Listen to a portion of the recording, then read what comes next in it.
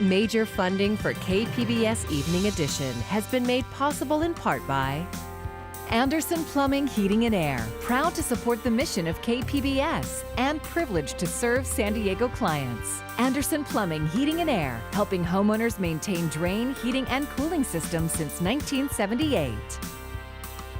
And by the Conrad Prebys Foundation, Darlene Marco Shiley, and by the following.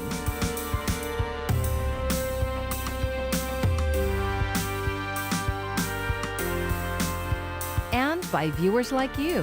Thank you.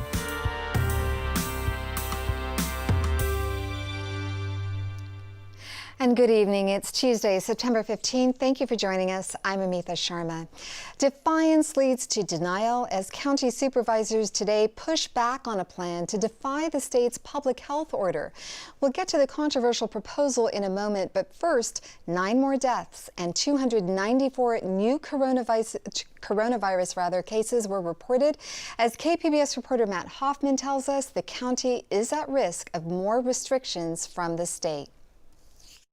The number of COVID-19 cases continues to increase. Under the state's new color-coded tier system, San Diego is dangerously close to slipping out of the red tier. That would mean restaurants, gyms, and personal care businesses would have to once again stop indoor operations. Currently, San Diego County has had 1 week of Tier 1 data. If we continue to have a case rate above 7 for a second week, we risk moving to Tier 1 or the purple tier. Business associations say having to close indoor operations for a third time would not be easy. Every reopening and consequent closure is costly just beyond just the financial implications. It wears on morale. It risks the trust of the public. During today's board meeting, Supervisor Jim Desmond made a motion to stop enforcing state guidelines that he calls unreasonable and unattainable. With the exemption of bars, we, San Diego County, no longer enforce what businesses should be open or closed, that we do enforce the health and safety protocols and let the state enforce their closing protocols. None of Desmond's colleagues supported his push to defy state mandates. I'm grateful that the motion died for lack of a second because this effort simply would have made matters much worse. Whether we like the rules or not, we need to play by the rules. At the same time, work within the system to change the rules. Health officials say if it weren't for outbreaks among San Diego State students, we would not be facing more restrictions and are asking the state to remove those cases from our county totals. We have asked again for them to discount the San Diego State cases. We haven't got an answer yet, but at least they are listening and considering our request. Removing those cases might only be a short-term fix, though, and the supervisors agreed to hold a meeting next week to discuss how they will proceed further. Matt Hoffman, KPBS News. Breaking news out of San Diego State University, all students living on campus will now be required to get tested for COVID-19. Tomorrow, the university will start a new random testing initiative known as surveillance testing. Under the new partnership with the county, they expect to test 500 students each day. This week of enhanced testing is going to provide us a broader baseline of the COVID prevalence on campus. And will generate a lot of information regarding, again, what are some of the hot spots, where is transmission occurring, and that's really going to guide our future efforts. If there is widespread participation in the plan, the school says it will not re-implement the stay-at-home order, which expired yesterday morning. Students who live off campus are also encouraged to get tested. Millions of dollars in grants are going to hundreds of local small businesses affected by the pandemic. Supervisors approved the money from the county's small business stimulus program. Districts 1, 2, 4, and 5 are each getting between $2.5 and $4.1 million. There was no request for District 3 on today's agenda, but a spokesperson for Supervisor Kristen Gaspar said the grants may be submitted later this month. Supervisor Nathan Fletcher said businesses will start to receive their grants in October. Coming up, as KPBS tries to get more details from the county about the community outbreaks, we dig into the data to pinpoint where the most new coronavirus cases are popping up. With wildfires still burning across California, Oregon, and Washington, hazy skies are hanging over the West Coast. Take a look at the smoke hovering over Los Angeles. While the Valley Fire in East County is almost out, smoke from up north is traveling to San Diego County. KPBS reporter Tanya Thorne tells us about the air quality advisory and who this affects the most. As fires continue to sweep throughout California, hazy, smoky skies have become a normal sight to wake up to. This triggering air quality levels to rate as moderate and unhealthy for sensitive groups in San Diego County. We're advising today and for the next few days for those that are sensitive to particle pollution to limit their exposure, to try to stay indoors if possible. Ryder says the particle pollution is due to the fires burning in Northern California. The smoke that has been pumped into the atmosphere has now blown south to San Diego. Ryder adds that the recent stagnant weather in San Diego County is why the haziness has stuck around. The Environmental Health Coalition says the current air quality affects some neighborhoods in San Diego County differently than others. Air quality in certain areas in San Diego is problematic all the time. So when we have these fire events, it just adds to that problematic air quality. And these are largely communities of color, low-income communities, particularly like around in Barrio Logan and National City. Tech Variant supports the use of lower emission cars, cleaner power plants, and manufacturing facilities as a way to reduce pollution in these highly affected neighborhoods. The San Diego County Air Pollution Control District says that the particles in the air should clear out by this weekend as more wind is expected to flow through San Diego County. In the meantime, people in vulnerable communities are advised to stay indoors. Tanya Thorne, KPBS News. 2 hotels will be converted into more than 330 new housing units for San Diegans experiencing homelessness. The city plans to purchase 2 residence inns, one on Hotel Circle and another in Kearny Mesa. The state has reserved more than $37 million in Project Home Key funds for the purchases. The hotels would house up to 400 people and provide supportive services. A new organization supporting the Black community in North County has officially opened its doors. KPBS reporter Jacob Ayers says Encinitas for Equality gives Black vendors space for their businesses and offers programs for underprivileged youth. The concept of the organization began in June after the killing of George Floyd. There were nightly protests in Encinitas at the statue known as the Cardiff Kook, which were led by Molly Woods Drake, Felicia Rollins, and Jody White. The 3 decided they needed to form Encinitas for Equality to bring lasting change. Our belief is that the end of racism begins with hello, and so if we can begin to create real community between people that wouldn't likely end up in the same place, and we have an understanding of people's experiences and we have empathy, we'll take action to demand justice for them. The group is also known as E4E. It has raised over $23,000 through crowdsourcing and private donors to bring the community space and Black Collective into fruition. Their building is located on the North Coast Highway in Leucadia and has provided the opportunity for the first Black-owned businesses to open in Encinitas. What other cultures can do to help us, this is what we ask. This is going to change the way the community thinks, because it's not just a one-minded thing. We're all getting ideas and putting our thoughts into this. So I see E4E taking it to the next level with the community and building that bridge that's been lacking for so many years. E4E also organizes daily runs to demand justice for Breonna Taylor, hosts yoga in the park 5 days a week to support a Black Yogi Scholarship Fund, and provides free surf camps and tutoring for underserved youth. This is a good opportunity. And then I'm very grateful to be here and thank this community to do this thing for us. We urge everyone in the community, come by here, purchase Black, but more importantly, come and have a conversation and dialogue about what we can all do together to end systemic oppression. Encinitas for Equality is working to obtain nonprofit status. This Friday, they're hosting their first fundraiser night to support a scholarship fund for local minority youth. Jacob Ayer, KPBS News. When classes begin at UC San Diego later this month, students and staff can take part in a new program that alerts them to potential COVID-19 exposure.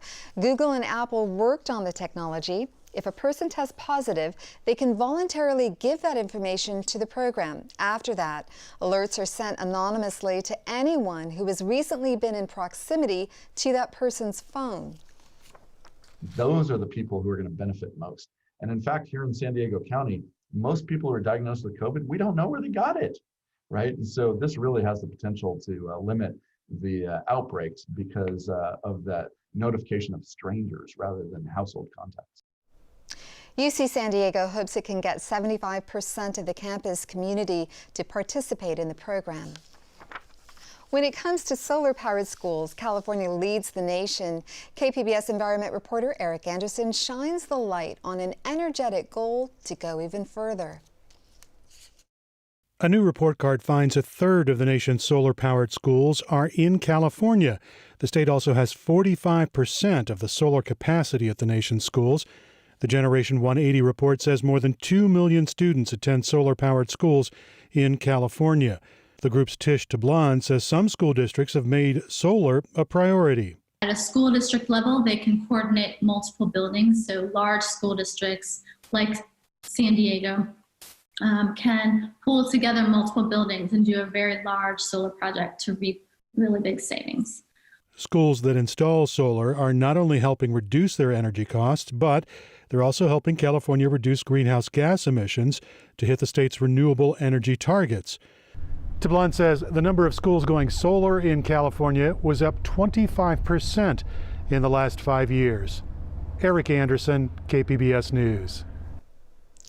Up to 30 inches of rain is expected along parts of the Gulf Coast as Hurricane Sally slows to a crawl. It's forecast to hit Mississippi, Alabama, and the Florida Panhandle before turning toward Georgia and the Carolinas. Chris James has the latest. My fellow Alabamians, Hurricane Sally is not to be taken for granted. Bracing for the storm.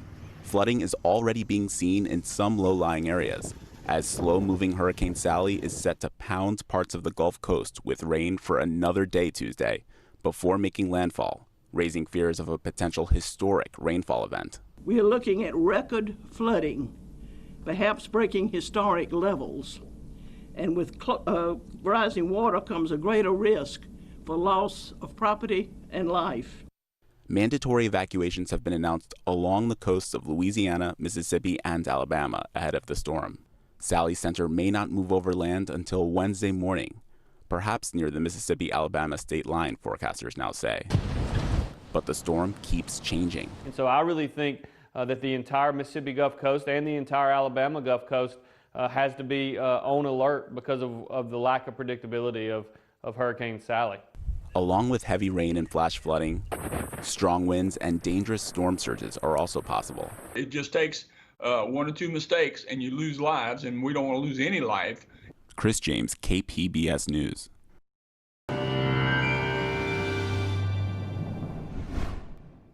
Well, the headlines over the course of the next couple of days, air quality is still going to cause some problems as, again, that dry air is in place. Again, a lot of the unhealthy air just kind of being trapped here, especially well north into the San Joaquin Valley, and that's where air quality alerts are going to be in effect until the fires are extinguished. Cooler temperatures by the weekend, but you know what? The next couple of days are going to be quite warm. Here's a check on the Valley Fire, and again, 87% containment, acreage right around 17,776 acres. Let's talk about tonight, and we'll be looking at these overnight lows dropping down into the 60s around Oceanside into San Diego. As we head out east, Borrego Springs dropping down to near 80 degrees, Mount Laguna down to 54. But again, we're still talking about, again, some of that haziness in the air. With that said, temperatures again still climbing back out of the 80s over the interior, but it's going to be smoky here. Spotty showers again well out east, again over portions of the Four Corners, but even there it's going to be rather limited. So again, we're talking about unhealthy for sensitive groups here over the course of the next several days.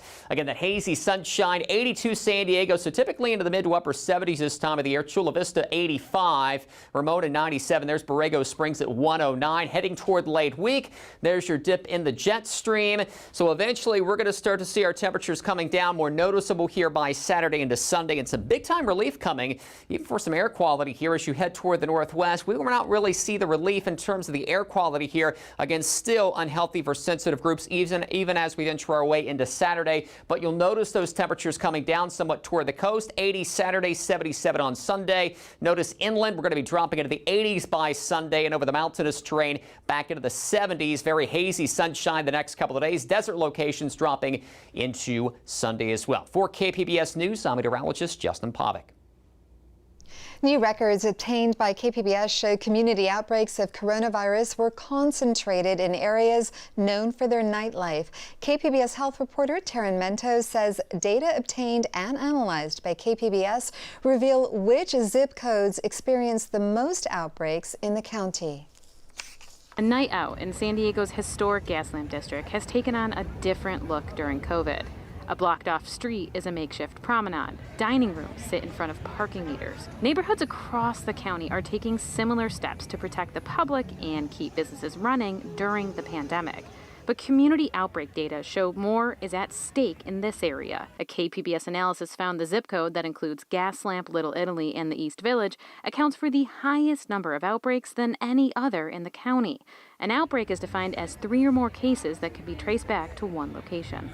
It wouldn't make sense with all the employees that are working down here and all the different establishments that our number would be higher than, say, Del Mar or La Jolla or other places. So, Michael Trimble runs the neighborhood business district Gaslamp Quarter Association. He's not surprised by KPBS's findings, but he points to banners above him that show business owners personally pledging to help keep customers safe. And they're going to know they're going to have be in an environment where they can actually be comfortable and know they're not going to come down with COVID. The pledge came after a Union Tribune reporter's photos in June that showed a sea of uncovered faces in the gas lamp. They really lit a fire under my office and my association and really taught the merchants that people are watching what we're doing. Data through late July show 14 outbreaks have occurred in 92101, but Trimble says he didn't know of any tied specifically to the gas lamp. If I knew about it, and if it happened here, I would know about it. And at this point, I don't know of anyone who had an outbreak in the Gaslamp Quarter. The Little Italy Association said 2 of its restaurants closed because of staff illnesses. The East Village Business Group didn't respond to messages.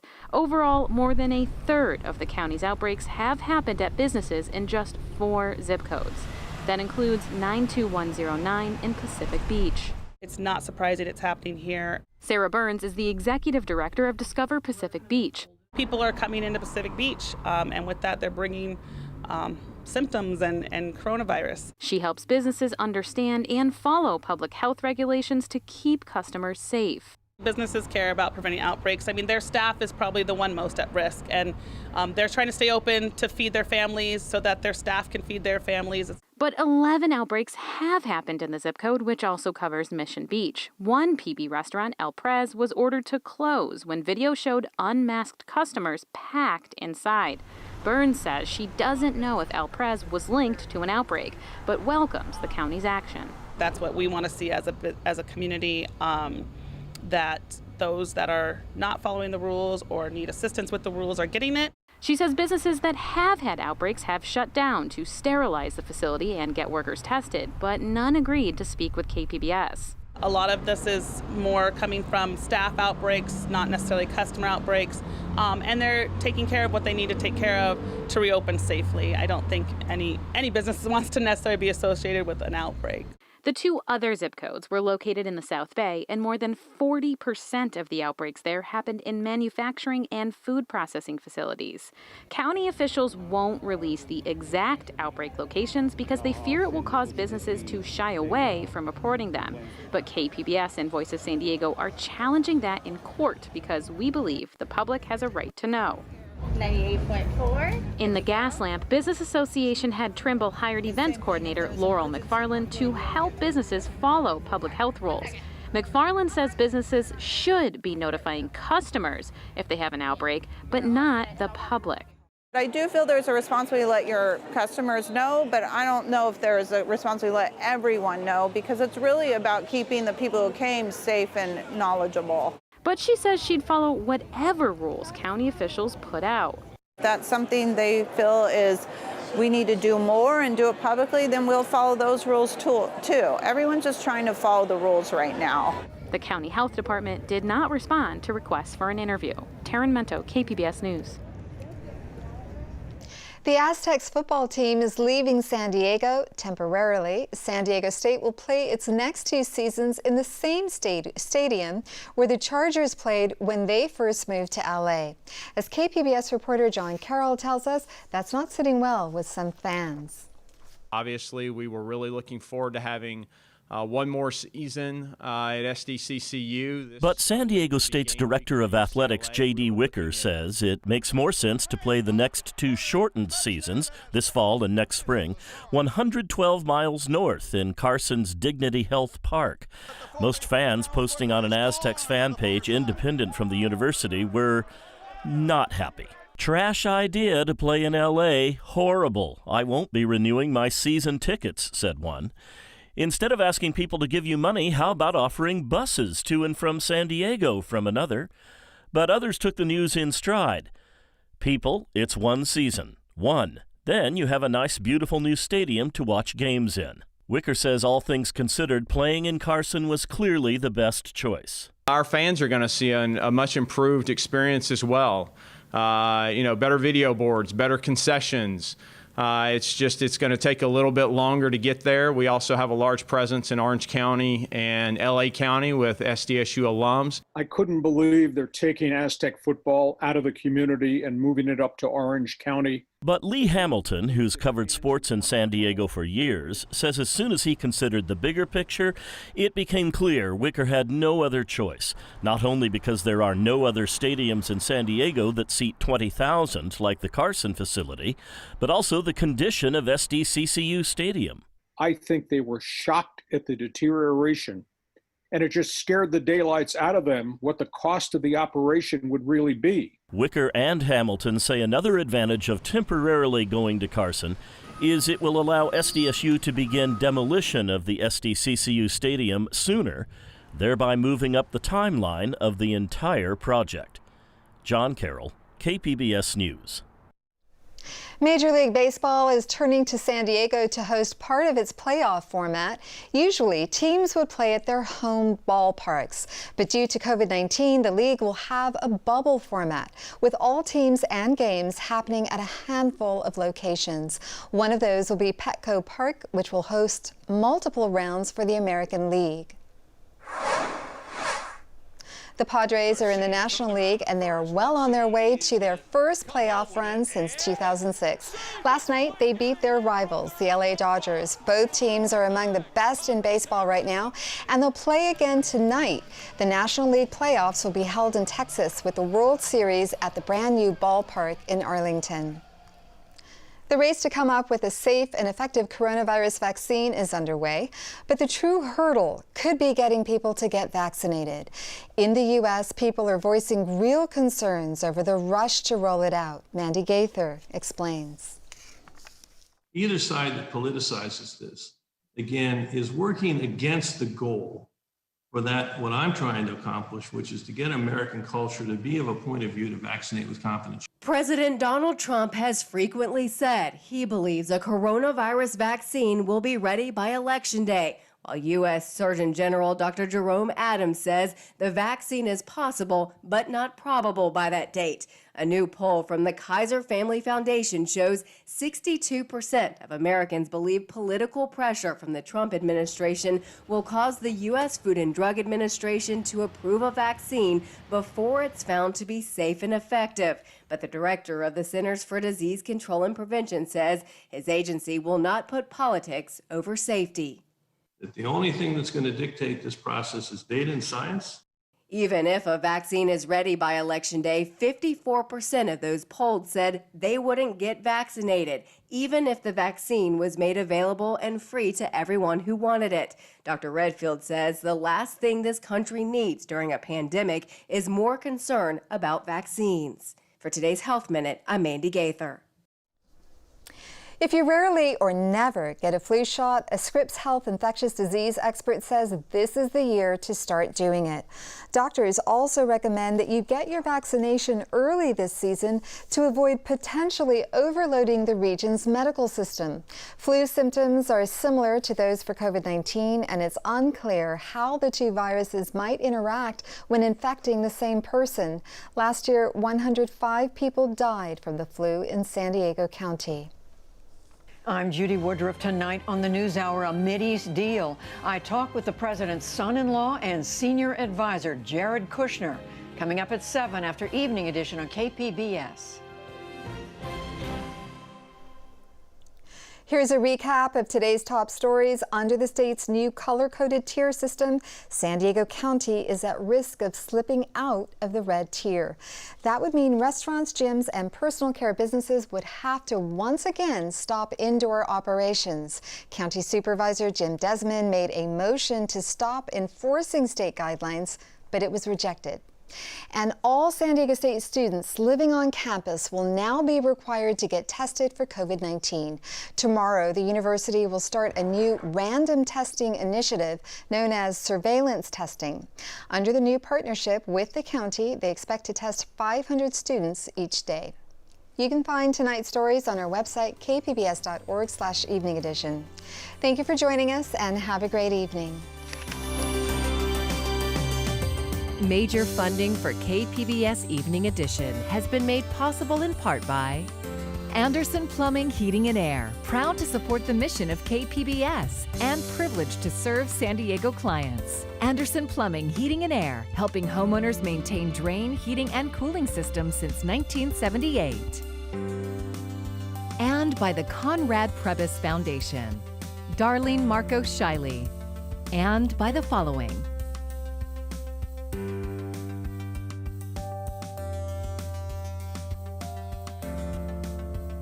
and by viewers like you. Thank you.